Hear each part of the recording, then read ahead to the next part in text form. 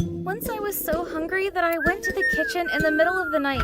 After I rummaged through the fridge and stood up, a maid dropped the crockery in her hands the moment she saw my face. Ah! Ghost! Help! Immediately my butler appeared, gagged her, and dragged her out. The next day she was fired. I could understand why. It's because she had seen my devil-like face. Hi, I'm Jennifer, 17 years old.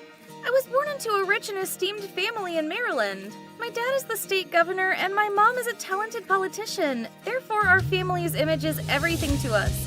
Unfortunately, their only daughter, me, is a flawed child. Ever since I was little, I've had a large birthmark on my face. This made me ashamed of myself, and my parents were also extremely hesitant to let me appear in public with them. Since I was small, I've overheard some people talking badly about my birthmark. Even my parents were always asking me to stay at home, and if I wanted to go out, I would be accompanied by a bodyguard. They even went as far as hiring a private teacher to our mansion so I wouldn't have to go to school. Once I carelessly walked into my dad's workroom without knowing that he was having a live interview. When I saw myself on the screen, I panicked and quickly grabbed the nearest thing beside me, which was a trash bin, to cover my head and sat down to hide. On the other end of the line, the interviewee laughed. "Your daughter is so cute." In front of thousands of people watching it live, my dad smiled wryly and replied, "Oh, no, she's our maid." What?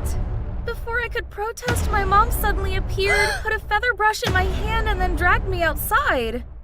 "Jennifer, be more mindful of whatever you do next time, understood?" It was so ridiculous. Now I had to be careful in my own home.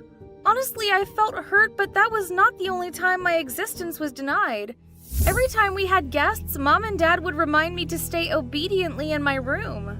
In particular, once on Thanksgiving Day, they held a party and invited their work partners to attend. Once again, my mom told me not to show up. "Sweetie, please stay in your room until the guests come home." Ugh, how terrible! Just how long would I have to hide like this?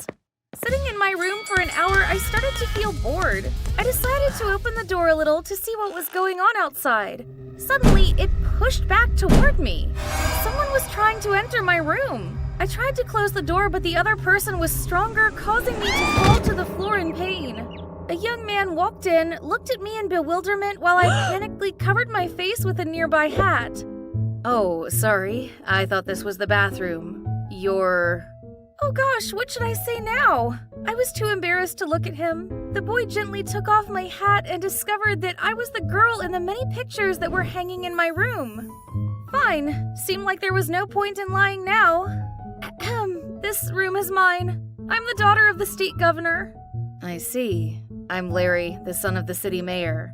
Larry reached out and shook my hand while I asked him to keep our encounter a secret. "But why?" I told him about the large birthmark on my face that might ruin my family's image, but to my surprise, he laughed a little, touched my birthmark, and said, "So we have something in common, a secret no one must know. I bet nobody could think that the city mayor's son suffers from a serious OCD." Larry smiled and told me that because of his disorder, sometimes he would adjust his father's tie while he was taking photos with the senior politicians, and sometimes during the interview, he would sit down to scrub the floor. Due to that, he often stayed away from his father to avoid ruining his image. It shocked me. No one had ever touched my face like that, nor telling me something so intimate before. He was also quite handsome to boot. We had a good time talking until his dad told him to go home. After that day, Larry and I became soulmates. We used to talk to each other until 4 a.m. for several days in a row. We even shared our passion for painting. He said he wanted to show me his best works, and of course I eagerly agreed. In order to get out of the house without being detected, I put a bunch of clothes under my blanket to fool everyone into thinking I was sleeping. With Larry waiting for me downstairs, I was putting one foot out of the window when suddenly my dad walked in. "Jennifer, what are you doing? Stop now." Ignoring what he said, I clung to the rope and jumped down. Quickly, I climbed onto Larry's motorcycle. A group of my bodyguards chased after us, but he swiftly cut them off. We drove as fast as we could to his mansion. Larry led me into a secret room displaying a lot of paintings. Suddenly, my dad called. I picked up the phone and heard his torrential scolding. Jennifer, go home now. Since when did you become so rebellious? Since you called me a maid and kept me imprisoned inside my own room. After saying that, I hung up and turned off the power. All everyone cared about was my family's face, not my feelings. I burst into bitter tears. Seeing that, Larry slowly brought out a paintbrush and a palette. Shh, it's all right. Don't cry. Why don't you put your feelings onto the canvas? I took his brush and started drawing.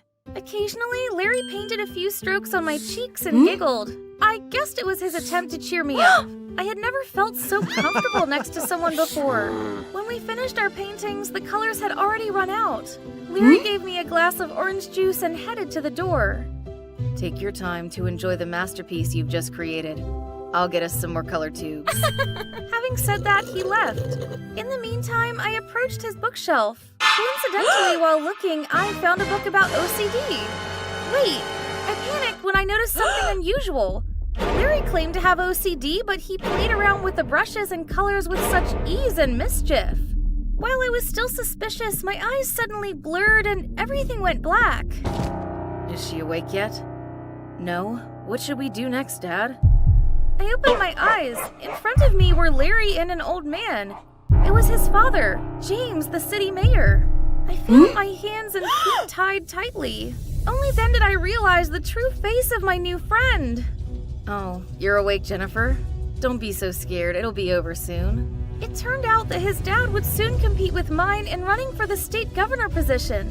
He planned this to force his opponent to resign. The phone rang and my dad was on the other end. Where is my daughter? Shut up and listen to me. James said that if my dad wanted to be safe, he must announce his resignation on live television. Fine, I'll do it. No, Dad! Don't do that! But he had already hung up, and shortly after, CNN immediately spread the news that my dad had withdrawn from the next governor election. Unbelievable! He really did it! James started untying me, but the moment I was released, the police siren sounded. Larry angrily tried to hold me back, but I quickly threw him a roundhouse kick and knocked him out on the spot. That's for trying to mess with me and my family. He didn't know that aside from painting, I'm also well-versed in martial arts. The police flooded in and arrested both James and Larry. My parents ran to me and hugged me emotionally. Are you okay, sweetie? Don't be so close to me. They'll know I'm your shameful child. But Dad patted my head and said they had never been ashamed of me. They were only trying to hide my existence out of fear that if our enemies found out about me, they would try to hurt me just like Larry and James did. It turned out that I had misunderstood them all this time. But what about the election? You faked your resignation to trick them, right? I've truly withdrawn from it. You are more important to me than anything else, Jennifer. I was so touched. So Mom and Dad really love me after all. Only then did I realize that they weren't ashamed of my birthmark, but were just trying to protect me all along.